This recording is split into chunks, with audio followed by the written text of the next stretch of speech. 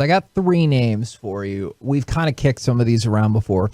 Buddy Hield or JJ Redick. If we look at just those two, is there a preference between the two? I'm assuming it would be for Hield, but maybe I should not assume. I lean towards Hield because I think he could grow with this team and be an asset with this team.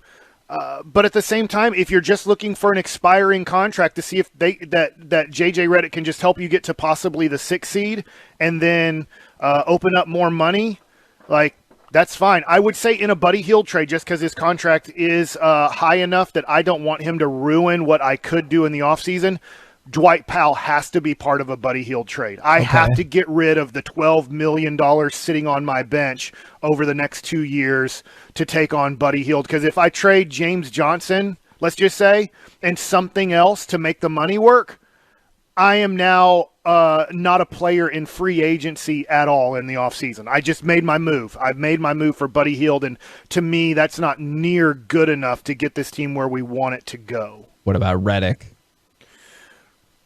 I'm okay with getting Redick. I mean, Redick it's not going to mess up the future. Right.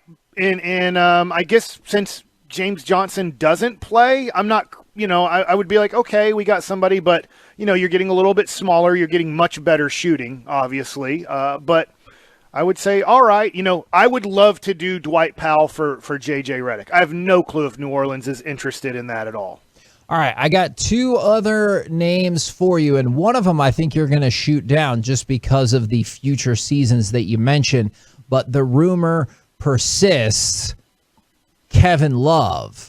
And then the other name I got for you is Larry Nance Jr., because Larry Nance Jr. is somebody that several teams, the Celtics, Mavs, Heat, Timberwolves, Pelicans, and 76ers have all been mentioned. You see a difference for some of those teams, but I wonder how much they value him. So Kevin Love and then Larry Nance Jr. I want nothing to do with Kevin Love. Is it just the money part of it? Yes. Right? Okay. Yes, I'm trying to. I'm going as fast as I can to Hoops Hype and going to Cleveland's page here and just show you how pathetic this would be for the Mavericks. You think Buddy Hield's a problem? Kevin Love makes $31.258 million next year, and then makes $29 million the next year after that. He's a guy who's often injured and out of his prime. We already have an often injured guy, and we're hoping he at some point enters his prime. This guy's already done with his prime, and I got to pay $60 million approximately over the next 2 years for a guy that's fading. His career's almost over. Yeah. And I mean, if I had 3 Dwight Powells on my team, I would trade 3 Dwight Powells for Kevin Love to be like, I'm getting rid of players that can't help me on an NBA basketball team, and I'm getting rid of salary that's going to hurt me in the future. But if you trade for Kevin Love, you're done improving this team for a while. What about Larry Nance Jr., though? Because I do believe I heard you say I'm not mad about that.